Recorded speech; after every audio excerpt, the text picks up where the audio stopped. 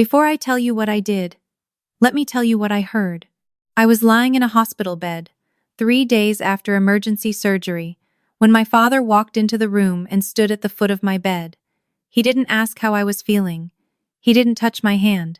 He looked at my chart, looked at the IV drip going into my arm, and then he looked at my brother and said, "How much longer are they going to keep her here?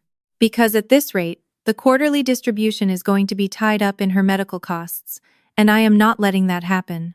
He said it like I wasn't in the room, like I was already furniture. What my father didn't know was that my attorney had called me 30 minutes before that visit. She had asked me to leave my phone recording on the nightstand whenever anyone came in. She had a feeling.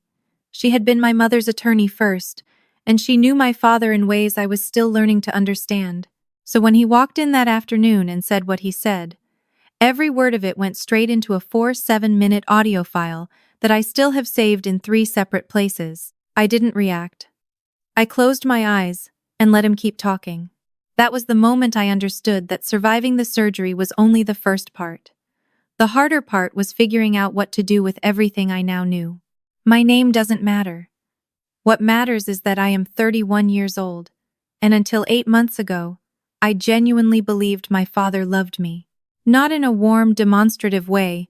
He was never that kind of man, but in the way that certain fathers love their children as extensions of themselves, as legacy, as proof of something. I thought that counted. I was wrong. My mother died when I was 19. She left behind a trust not enormous by some standards, but significant by any real-world measure. The kind of money that could fund a life, start a business, give a person options. She structured it carefully, with my attorney as trustee, because my mother had known my father longer than any of us had, and she had built her exit strategy into every document she signed. The trust was mine outright at 35, or earlier if I married or started a qualifying business. Until then, my father had no access to it, not $1. What he did have access to was the family business, a mid-sized commercial real estate firm that my grandfather had built and that my father had run for 20 years. I worked there. I had worked there since I graduated, because I thought it was mine too, in some future sense. My father had never directly told me otherwise. My brother worked there too. He is 4 years older than me, and has always been the kind of person who understands which way the wind is blowing about 3 seconds before anyone else does. He is not a bad person. I want to be clear about that. But he has always needed my father's approval, the way some people need air, and that need has made him do things I think he regrets when he is alone in a room with himself. The surgery happened because of a car accident on a Tuesday in November. I was coming back from a property inspection. A truck ran a red light, and the next thing I knew, I was waking up in a hospital room with a nurse adjusting something near my shoulder, and a dull roar in my chest that turned out to be 2 broken ribs and a lacerated spleen. The surgery was urgent. It went well. I was going to be completely fine. The problem, from my father's perspective, was that it cost money. Not his money, I had health insurance, and I had the trust, but the recovery timeline meant I would be out of the office for 6 to 8 weeks, and there was a property acquisition closing at the end of January that my father had been positioning for 2 years. He needed every available asset liquid. He needed the quarterly distribution clean. And apparently he had decided, somewhere between the ER waiting room and my recovery, that my medical expenses and my recovery timeline were inconveniences he hadn't budgeted for. I heard all of this from my bed. After my father left that day, my brother stayed behind. He stood near the window for a long time without saying anything, and then he said, "He's been talking to someone about your trust. A different attorney. Not Margaret. Margaret is my attorney. My mother's attorney. I don't know what he's trying to do, but I thought you should know." I looked at my brother for a moment. I said, "Thank you for telling me." And then I didn't say another word about it. I called Margaret that night. She had already heard something similar through channels she wouldn't specify, which told me she had been watching for this for a while. She told me that what my father was likely pursuing was a petition for conservatorship, a legal mechanism that, if granted, would give him control over my financial decisions on the grounds that I was temporarily incapacitated and unable to manage my own affairs. It was a long shot. It required a court to agree. But my father had friends in certain places, and the timing me fresh out of surgery, documentation of my medical state readily available, was not accidental. "He's been planning this," Margaret said. "Not today. Not this week. I think this has been building for a while. The accident just gave him a window." I asked her what my options were. She said, "You could fight it publicly and fast, which puts everything in the open immediately. Or you can let him move forward, appear cooperative, and wait." I asked her what waiting would get me. She said, "Information. And time to use it correctly." I chose to wait. I went home after 11 days in the hospital. I was careful during those weeks in a way I had never been careful before. I answered my father's calls. I went to one family dinner, moving slowly and looking appropriately fragile. While inside, I felt something I can only describe as very, very still. My father was solicitous in a way that made my skin tighten. He refilled my water glass. He asked about my pain levels. He told me not to worry about the January closing, that he and my brother had it handled. Meanwhile, Margaret was building a file. What she found, with the help of a forensic accountant she had used on other cases, was not subtle once you knew where to look. Over the past 3 years, my father had been systematically reclassifying certain company expenses in ways that reduced my documented equity stake in the firm. Not eliminating it, that would have been too obvious, but slowly shifting numbers in ways that would have taken years to surface through normal accounting reviews. There were also 2 instances in which he had used company funds to make personal real estate investments, structured in a way that made the returns flow to a private LLC that I had no knowledge of. And there was a set of emails, internal communications between my father and the other attorney my brother had mentioned, that outlined, in fairly specific terms, a strategy for using the conservatorship petition to delay my access to my mother's trust past my 35th birthday, while simultaneously restructuring my equity position in the company. The emails were not obtained illegally. My father had made the mistake, on 2 occasions, of copying a company email address that still forwarded to a shared administrative account, one that Margaret had the legal standing to access in her capacity as trustee. The mistake was small. The consequences were not going to be. I read those emails on a Wednesday night in January, sitting at my kitchen table with a cup of tea that went cold while I read. I did not cry. I was surprised to realize I didn't want to. What I felt was something quieter than grief and more durable, a kind of clarity that comes, I think, when you finally stop hoping something isn't true and start dealing with the fact that it is. My father had never loved me the way I thought he did. He had loved what I represented. When my mother structured her trust to keep him out of it, I had become, in his calculation, an obstacle. He had spent years waiting for the right moment, and a car accident on a Tuesday in November had looked, to him, like the opening he needed. He was not a stupid man. He was just not as careful as he believed himself to be. The January closing was scheduled for the 24th.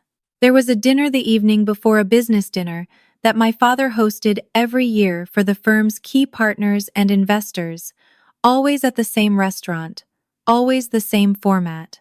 30-some people in a private dining room. My father liked these dinners because they were the closest thing he had to a stage. He liked to stand at the head of the table and talk about vision and legacy, and what the next decade was going to look like for people smart enough to be in the room. I told him I was feeling well enough to attend. He seemed genuinely pleased. I spent 2 weeks before that dinner working with Margaret on exactly what was going to happen and how. I want to be honest about this. I went back and forth. There were nights when I thought about simply letting the legal process handle it, filing a preemptive response to the conservatorship petition, presenting the forensic accounting findings to the appropriate authorities, letting everything unfold in offices and courtrooms where my father would have no audience. That was the cleaner path, in some ways. The more dignified one, maybe. But I kept coming back to something Margaret had said early on, almost offhandedly, when she first told me about the conservatorship strategy. She had said, "The people who are going to be in that January dinner, his partners, the investors, most of them don't know who he is. Not really. And some of them have been making decisions based on representations he's made about the firm's financial structure that are not accurate. Those people deserve to know, not just as a strategic consideration, as a matter of basic honesty." So yes, I chose the dinner. And yes, part of my reason was that I wanted my father to experience what it felt like to have the floor taken from underneath him in front of an audience. I will not pretend otherwise. I had earned that want, I think. But it was not the only reason, and it was not even the main one. The night of the dinner, I arrived early and spoke briefly with the restaurant manager, who was accommodating in a way that asked no questions. I was wearing a dark dress, and I had done my hair, and I was told later by someone who had no idea what was about to happen, like I was completely at ease. I sat near the far end of the table, one seat from the corner, and I ate the salad course and spoke to the woman next to me about a project in the third ward that I had been consulting on. And I listened to my father begin his remarks at the head of the table with the same cadence he had been using at these dinners for as long as I could remember. He talked about the coming year. He talked about the January acquisition and what it represented. He talked about the firm's trajectory. And then he talked about me. He said he wanted to acknowledge that his daughter had been through a difficult few months, that she had shown real resilience, and that he looked forward to her return to the firm in a full capacity soon. He raised his glass. People raised their glasses. I waited until the glasses came down. I stood up. My father looked at me with an expression that I can only describe as briefly confused, as if the action of me standing were a stage direction he hadn't seen in the script. I said, "Thank you. I actually wanted to take a moment, since everyone is here, to share a few things about the firm's financial structure that I think are relevant to everyone in this room." There was a pause. The kind of pause that happens when a room's temperature drops 2 degrees in 1 second. Margaret was seated 3 chairs to my left. She had been there the whole evening as my guest, introduced only as a colleague. She opened her bag. I had prepared a 1-page summary, clean, factual, numbered. Margaret had reviewed every line. It outlined the equity reclassification, the LLC, and the conservatorship strategy, with specific reference dates and document numbers. I had printed 32 copies. I said, "If you'd like to follow along." Someone at the table began passing the pages before my father could speak. I watched my father's face in the moment he understood what was happening. I have thought about that moment many times since. I expected anger, or maybe fear, and there was some of both. But what came first, for just a second, was something that looked almost like recognition. Like he was looking at something he had always known was possible and had simply believed would never arrive. He started to say something. I kept talking. I was not loud. I was not emotional. I had rehearsed this enough times that I could have done it asleep, and I had made a decision early on that I would not perform anger because I didn't feel anger anymore. I had felt it, and then I had moved through it, and what was left was just the information, which was enough. I went through each point in the summary. When I got to the emails, I quoted 2 lines from the most relevant exchange, just 2 lines. Enough to establish that the conservatorship strategy was deliberate and coordinated, not a misunderstanding. Then I sat down. The room was quiet, in a way that felt physical. My father said my name once, in a tone I recognized from childhood, the one that meant I had crossed a line that would have consequences. For a long time, that tone had worked on me the way it was designed to. I looked at him and I said, "Margaret will be available for any questions after the dinner." He left the table a few minutes later. My brother stayed. He sat very still, and he did not look at me, and I understood that he was doing the calculation that my brother has always done, figuring out which way the ground was moving and where to place his feet. I did not hold it against him. The investors had questions. The partners had more. Margaret handled everything with the patience and precision she has brought to every difficult thing I have watched her do, which is a number of things, going back to before my mother died. The January closing did not happen as scheduled. The due diligence process was reopened at the request of two of the key investors, who retained their own counsel. The forensic accounting findings were ultimately referred to the State Attorney General's office. My father's conservatorship petition was withdrawn within a week, I suspect, because his attorney told him, correctly, that proceeding with it in the current environment would be catastrophic. I will not pretend the months after that dinner were easy. They were not. There were calls I didn't return. There were family conversations that happened without me, the contents of which I mostly heard third hand. My brother texted me once, a message that said only, I didn't know how far he'd taken it. I want you to know that. I read it several times and I wrote back, I know, because I did know. I believe him. I think there is still a version of a relationship with my brother on the other side of all of this, and I intend to find out if I'm right. My father and I have not spoken since the dinner. I do not know if we will. I have stopped trying to decide how I feel about that, because I have realized it is not a question I need to resolve right now. What I know is that the trust my mother built is intact, that the equity reclassification has been unwound through legal proceedings, and that the LLC has been dissolved with the returns recaptured. None of this was fast. None of it was without cost.